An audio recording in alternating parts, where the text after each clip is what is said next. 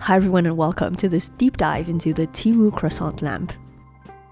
In case you don't know the backstory, a TikToker from Australia uploaded a video 3 weeks ago where she noticed ants around a croissant-shaped lamp that she received as a gift. Upon closer inspection, she had a feeling the lamp was actually a real croissant, so she broke it open and found what looked like fragments of bread inside. And in one of the most unhinged moments of internet lore, she ate the crumbs inside the Temu lamp and claimed it was definitely a real croissant. This is the sort of story I love, and the first thing I had to do was find the lamp. Interestingly, right after this incident went viral, every single croissant lamp was removed from Temu. You won't be able to find anything on there now, but I did manage to order 2 very similar lamps from AliExpress and Amazon. First of all, it's important to know that this lamp is a copy of a real product by the Japanese designer Yukiko Morita. In her Pamshade collection, she makes upcycled lamps using bakery goods that will otherwise get thrown away. It's a luxury product, but the quality looks amazing and is worth the price tag. At the end of this video, I also tried making my own croissant lamp and discovered it's a lot harder than it looks. Now going back to the 2 lamps I ordered. These were from different sellers, but came in identical boxes, so I assumed they both contained the same product. However, to my surprise, these are 2 very different designs, which was also hard to tell based on the listings.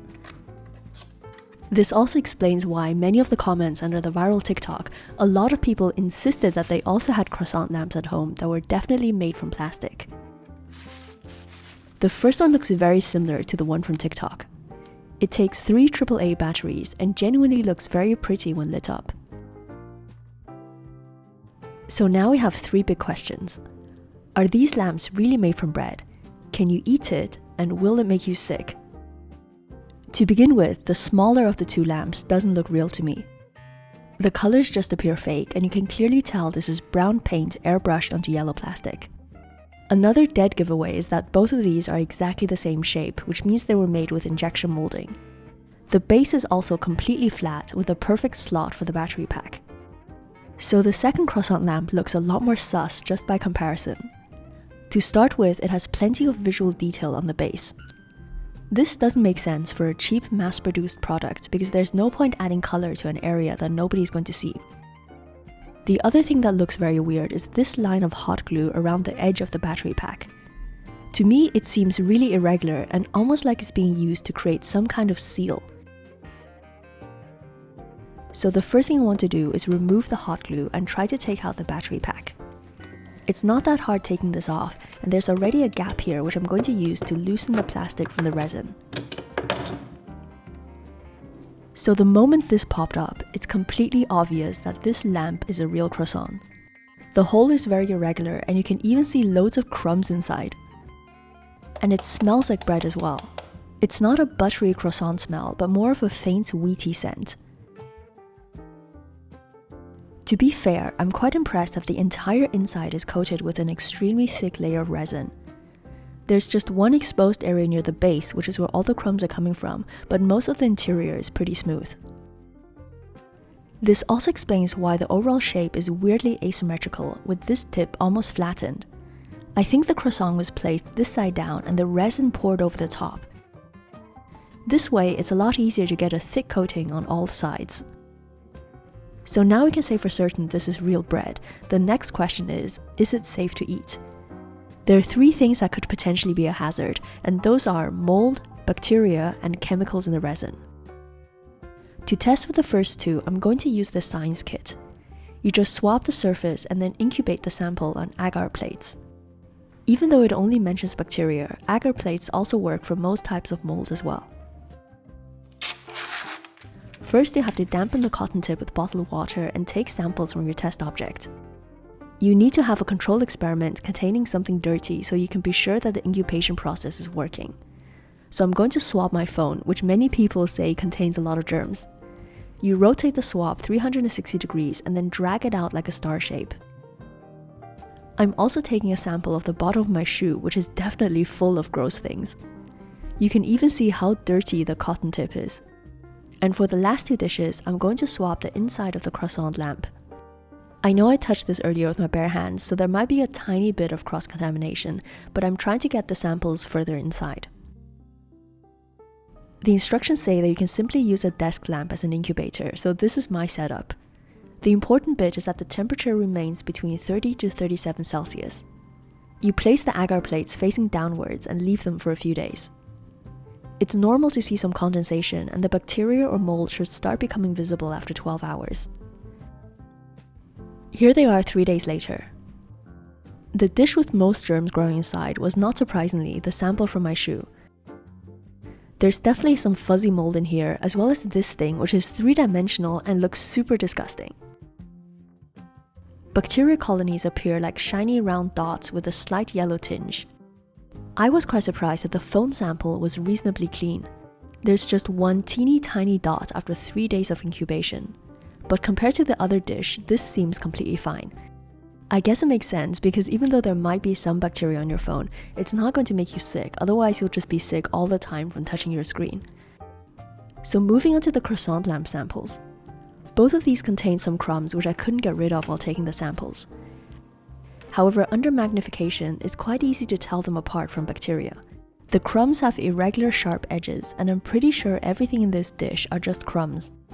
I also observed these very closely over the 3 days, and I didn't spot any new bacteria dots forming. There's just one tiny string here that might be mold or a fiber from the cotton bud. It's really hard to tell because it's so small.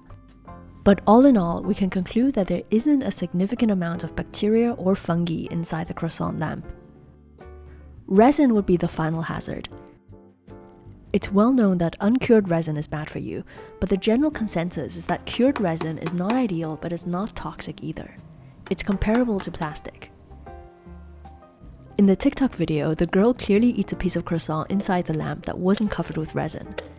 It had no visible mold on it, and based on my experiments, it's unlikely to contain a lot of bacteria either.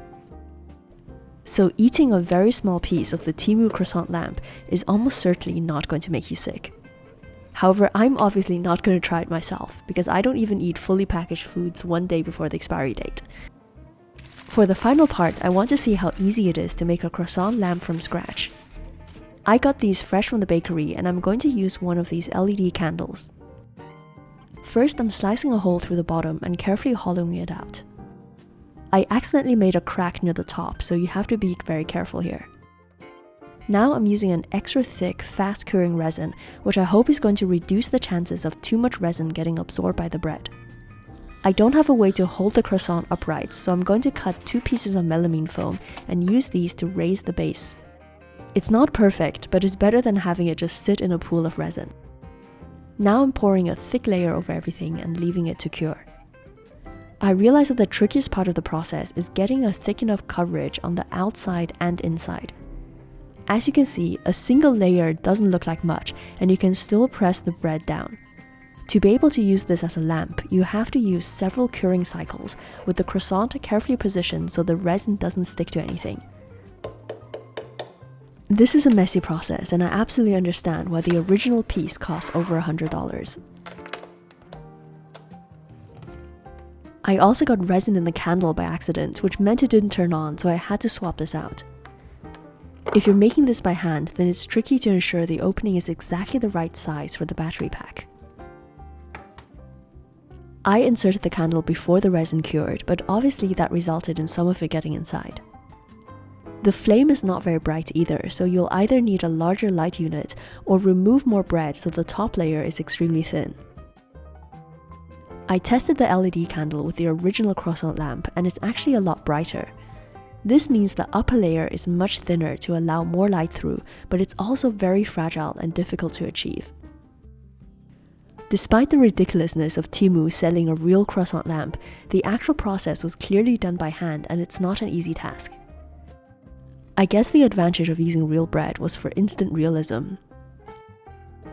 If you compare these 2 lamps, it's obvious which one looks more aesthetic.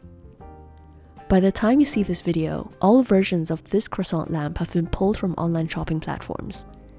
Any current listings only sell this plastic version, which is pretty unappealing and not worth the price.